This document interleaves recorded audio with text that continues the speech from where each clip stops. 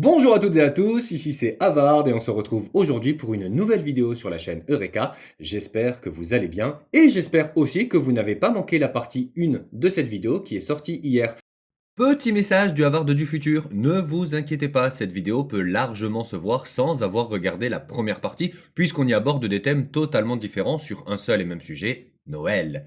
Du coup, vous pouvez tout à fait commencer par celle-ci, et si jamais ce que vous voyez vous plaît, vous pouvez très bien regarder la première partie en deuxième qui traite de sujets complètement différents. Au final, l'ordre importe peu. Voilà, je vous laisse reprendre votre lecture, bonne vidéo à tous.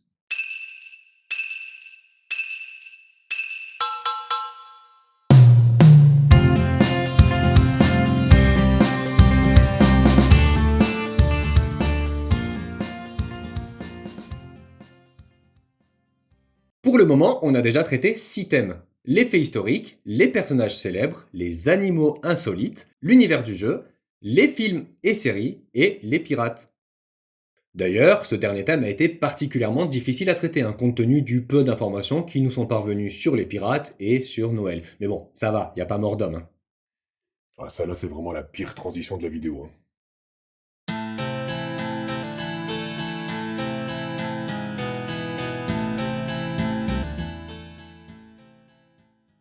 On va devoir en parler, j'ai promis de traiter tous les thèmes de cette chaîne version Noël, même ceux qui s'y prêtent le moins. Et pourtant, il y aurait beaucoup de choses à dire malheureusement. Pour celles et ceux qui préfèrent rester dans la légèreté et l'optimisme de Noël, je vous donne rendez-vous directement à ce timecode. Pour les autres, restez bien et voyons ce que Noël peut nous réserver de pire. On va commencer par une affaire qui se déroule le 24 décembre 1992 dans l'Ohio aux États-Unis où un groupe de 4 jeunes personnes baptisées The Downtown Posse va semer la terreur.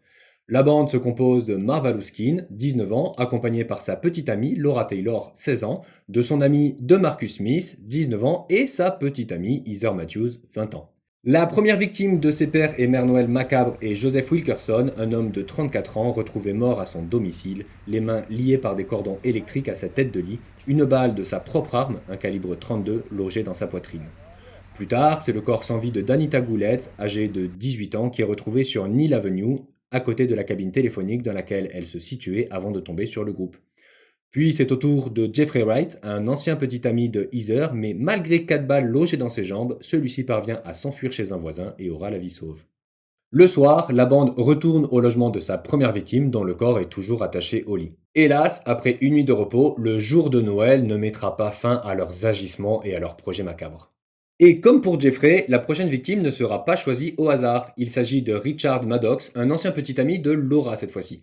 Celle-ci va aller gentiment chez lui pour lui proposer une balade en voiture, ce que Richard accepte.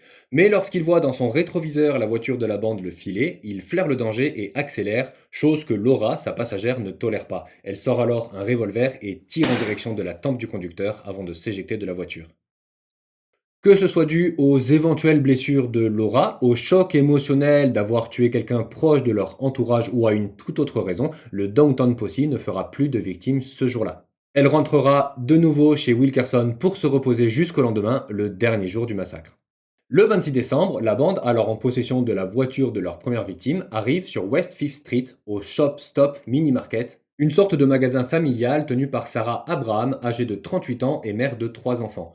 Le magasin n'est pas vraiment fréquenté à cette heure matinale, mais il y a au moins un client, John Spetus. Et lorsque Marva Luskin tire 2 balles dans la tête de Sarah, ce client devient un témoin gênant qu'il prend pour cible et qu'il blesse à la main et au ventre. John Spetus se remettra de ses blessures, mais Sarah Abraham succombera aux siennes 5 jours plus tard. Après ce nouveau meurtre, la bande rejoint Wendy Cottrell, 16 ans, et Marvin Washington, 18 ans, supposément les 5e et 6e membres du Downtown Posse. Mais ceux-ci, n'ayant pas pris part à la tuerie qui s'est opérée ces derniers jours, vont entraîner la suspicion des 4 meurtriers. Et si Wendy et Marvin racontaient tout à la police? Après un trajet en voiture, plus ou moins long, Keane prétexte un besoin d'aller aux toilettes et arrête la voiture sur Richley Drive, mais en vérité, cet arrêt sera le dernier pour les 2 nouveaux arrivés. Ils sont sortis de la voiture et froidement exécutés. De nouveau sur la route, la bande s'arrête à une station-service sur Salem Avenue et tente de faire une 7e victime, mais celle-ci, après avoir été dépossédée de son argent et de sa voiture, une Dodge Shadow, s'enfuit et réussit à survivre. Pour brouiller les pistes, le groupe décide de prendre les plaques d'immatriculation de la voiture de Wilkerson et de les monter sur la Dodge. Et c'est cette erreur qui mènera enfin à leur arrestation. Plus tard dans la journée, le policier John Huber repère de loin la voiture volée et effectue un contrôle de routine qui lui confirme que les plaques ne collent pas. Il va alors arrêter le groupe d'ados sans se douter une seule seconde de ce qu'ils viennent de faire durant les 3 derniers jours. D'ailleurs, Hubert apprendra plus tard que sa vie était grandement menacée. Au moment de l'arrestation, Laura Taylor a demandé à son petit ami, Marva Luskin, de tirer sur l'agent de police, chose que Keane refusera de faire malgré les meurtres récents réalisés de sang-froid. Étant le chef de gang et celui qui tenait l'arme, Marva Luskin est condamné à mort par injection létale et exécuté le 21 juillet 2009 à l'âge de 36 ans, soit 17 ans après les faits. Les trois autres membres du Downton Posse sont condamnés à la réclusion à perpétuité, DeMarcus à la maison correctionnelle de Mansfield et Heather et Laura au centre correctionnel pour femmes de l'Ohio. En 2021, Laura Taylor fait une demande de libération conditionnelle en profitant des nouvelles lois concernant les peines d'emprisonnement à perpétuité sur les criminels mineurs, mais celle-ci lui sera refusée.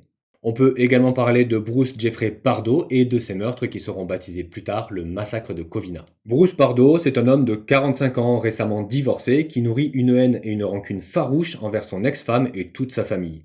Le soir de la veille de Noël, vers 23h30, il se rend au domicile de son ex-beau-père où il sait qu'une fête familiale est organisée. Vêtu d'un costume de Père Noël, il sort de sa voiture de location et tape à la porte d'entrée. C'est sa petite nièce de 8 ans qui lui ouvre sans comprendre ce qu'il se passe. Même quand Pardo sort deux armes de poing, des pistolets SIG Sauer de 9 mm, et commence à tirer. Très vite, le bruit alerte les convives qui sont pris de panique et tentent de fuir, mais Pardo, mu par une haine folle, fait feu sur tout ce qui bouge.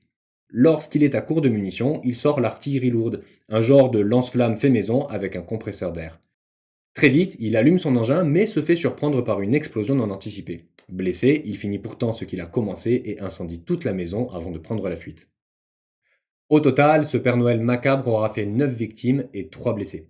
Parmi les 3 survivants, une convive réussit à s'échapper de la tuerie et à rejoindre la maison d'un voisin pour prévenir les autorités, mais c'est trop tard. Pardo, qui avait parfaitement planifié son évasion, est déjà loin. Mais l'explosion fortuite de son arme maison a occasionné de lourds dégâts chez le meurtrier, notamment des brûlures au 3e degré sur les bras et les jambes. Bien fait. Il sera retrouvé plus tard par la police chez son frère et ne sera malheureusement jamais jugé, puisque Bruce Jeffrey Pardo s'est donné la mort par balle avant son arrestation. Et là, pour trouver une transition avec le prochain thème, ça va être sport. Sport? Ah non. Et si. Et zut.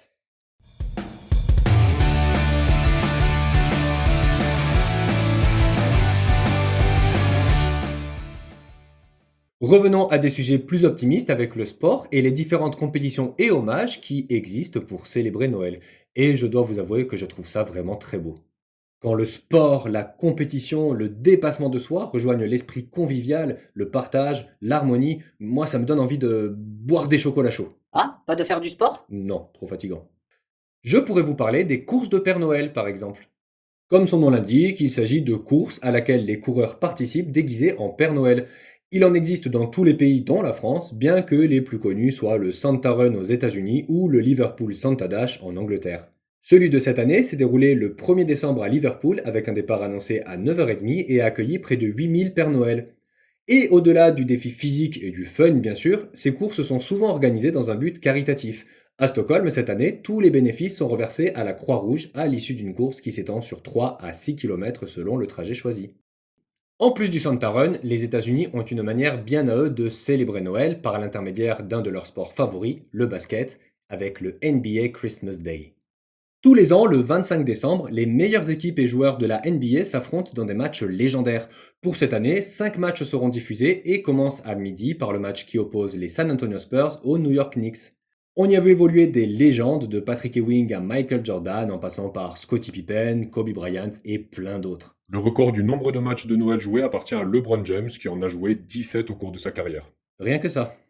Mais la compétition sportive que je préfère pour Noël se déroule en Suisse, dans la ville de Samnaun, et c'est tout simplement le championnat du monde du Père Noël. Voilà.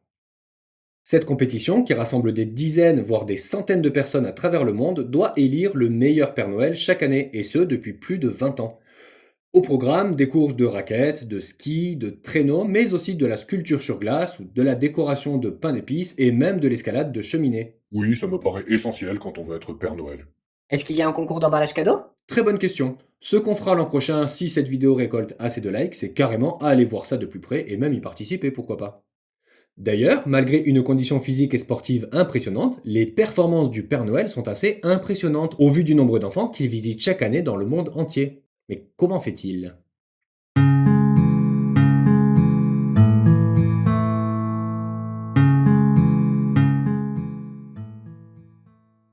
Essayons de faire un point scientifique sur la prestation du Père Noël le soir du réveillon pour bien se rendre compte du boulot incroyable qu'il fait. Et comme d'habitude, lorsqu'on aborde ce style de thème, on va commencer par quelques chiffres. La population mondiale sur Terre est estimée à 8 milliards d'habitants en 2024, dont environ 26% est âgé de moins de 15 ans, ce qui nous fait 2 milliards d'enfants dans le monde. Considérons qu'en moyenne, chaque foyer abrite environ 2,5 enfants, on obtient un nombre de cheminées à visiter de 800 millions. Mais sachant que seuls 30% de la population mondiale célèbre Noël, ce chiffre descend à 240 millions. Le Père Noël doit donc visiter 240 millions de foyers dans la nuit du 24 au 25 décembre. Mais ça lui fait combien de temps au total? Eh bien, la rotation complète de la Terre s'effectue en 24 heures. C'est donc le temps total dont il dispose pour faire sa tournée. Mais en fait, avec les fuseaux horaires, si le Père Noël commence par les pays les plus à l'est à minuit et qui termine par les pays les plus à l'ouest à 23h59, il dispose d'une durée totale de 31 heures. Un peu mieux, mais ça reste peu de temps à l'échelle mondiale. Il descend par les cheminées avec une échelle? Toi, si tu continues comme ça, tu n'auras pas de cadeau à Noël. Si on met tous ces chiffres en perspective, on peut donc dire que le Père Noël dispose de 31 heures pour visiter 240 millions de foyers. Et si on pose encore une fois le calcul, ça nous donne un temps de 0,46 millisecondes par visite. Celle-ci comprend l'atterrissage sur le toit, la descente dans la cheminée, le dépôt des cadeaux, parfois la petite pause cookie ou verre de lait et la remontée de la cheminée et redécollage des rênes.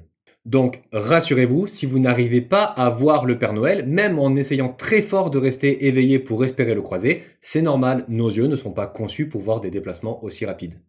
Justement, niveau vitesse de déplacement, les chiffres sont assez vertigineux également. On sait, grâce à Ératosthène et d'autres après lui, que la Terre a une circonférence de 40 075 km. Et si on tient compte de la forme des continents, leur éloignement ainsi que la répartition des foyers, on peut estimer que le Père Noël doit parcourir en tout 300 millions de kilomètres. Et pour parcourir cette distance, on le rappelle, le Père Noël dispose de 31 heures. En posant de nouveau le calcul, on se rend compte qu'il lui faudrait aller à une vitesse de 9,7 millions de km/h, soit environ 2700 km/s, ce qui correspond à 8000 fois la vitesse du Concorde. Alors, c'est moins rapide que la vitesse de la lumière, qui est de 300 000 km par seconde, mais pour faire un lien avec l'épisode sur la conquête de l'espace d'il y a quelques semaines, sachez que le Père Noël pourrait atteindre Europe, le satellite de Jupiter, en moins de 65 heures, et Encelade, le satellite de Saturne, en un peu plus de 130 heures. Le vaisseau spatial le plus rapide lancé par l'homme est Voyager 1, qui se déplace à environ 61 000 km/h. Eh bien, le traîneau du Père Noël, lui, va 160 fois plus vite.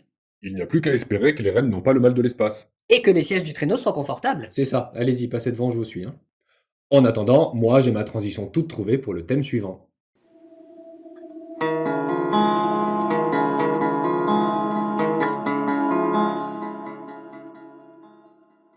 Ce n'est pas parce qu'on n'a pas de cheminée qu'on ne peut pas fêter Noël. Alors, un Noël dans l'espace, ça vous dit?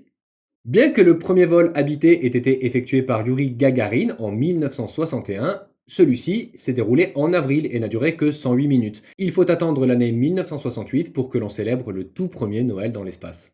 Cette mission pionnière de la NASA, conçue pour préparer le premier alunissage l'année suivante, est réalisée par les astronautes Frank Borman, James Lovell et William Anders à bord du vaisseau Apollo 8.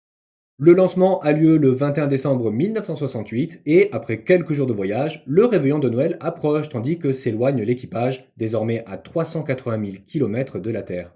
Ce soir-là, alors que le vaisseau termine son quatrième passage derrière la Lune, les astronautes font une apparition à la télévision en direct, émission alors suivie par près d'1 milliard de téléspectateurs. Après avoir partagé leurs impressions sur la Lune, décrit leur vie dans le vaisseau et rassuré tout le monde, ils déclament chacun leur tour un passage de la Bible jusqu'à lire les 10 premiers versets de la Genèse. L'émission se termine sur les mots de Frank Borman: Bonne nuit, bonne chance, un joyeux Noël et que Dieu vous bénisse tous sur notre bonne vieille terre. L'histoire ne nous dit pas si le Père Noël a pu leur rendre visite pour y laisser ses cadeaux, mais on sait que les astronautes ont profité d'un bon repas de Noël avec des rations à base de dinde, des biscuits et même une boisson chaude. Comme quoi, Noël n'est pas une question de culte, de pays, ni même de planète finalement. Il est devenu un moment de tradition, de partage, d'amour et de convivialité partout dans le monde, et même partout dans l'univers. De quoi poser des problèmes à notre Père Noël quand nous aurons nos colonies sur Mars. Mais rassurez-vous, je serai encore là pour réviser mes calculs et vous communiquer les nouvelles données. Pour ma part, je pense avoir réussi le challenge qui était donc de parler de Noël à travers tous les thèmes existants sur la chaîne, et ce, même si certains en ont douté. Je vous demanderai bien de vous abonner à la chaîne si ce n'est pas déjà fait, ce qui serait un excellent cadeau pour moi, mais vous êtes resté jusqu'au bout de cette vidéo, ce qui m'a déjà comblé de joie. Mais bon, abonnez-vous quand même s'il vous plaît. Je vous souhaite un joyeux Noël à vous et à vos proches. J'ai passé un super moment en votre compagnie, merci pour votre visionnage.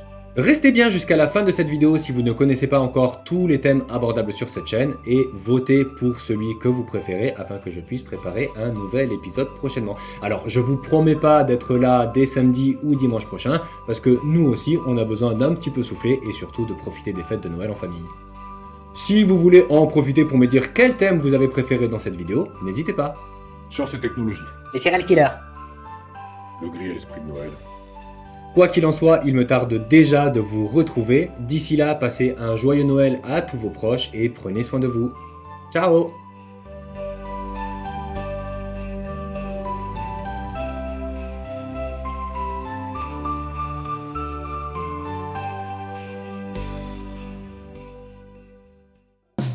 Esprit de Noël, ils sont marrants eux. Si j'ai pas envie de mettre le bonnet, je mets pas le bonnet. Bah, c'est facile pour eux, ils ont pas de cheveux, donc forcément, pas besoin de se recoiffer après, entre deux prises. Ils se rendent pas compte le boulot capillaire. Tiens d'ailleurs, je me demande si je me ferais pas une nouvelle coupe de cheveux pour fêter 2025. Peut-être des rajouts ou la boule à zéro, vous croyez que ça m'irait la boule à zéro là. Après, c'est peut-être mon entretien. Faut poser le pour et le contre. Bon, ne m'offrez pas de peigne ou de tondeuse, on sait jamais, je suis pas encore bien décidé. Joyeux Noël à toutes et à tous et merci pour tout votre soutien.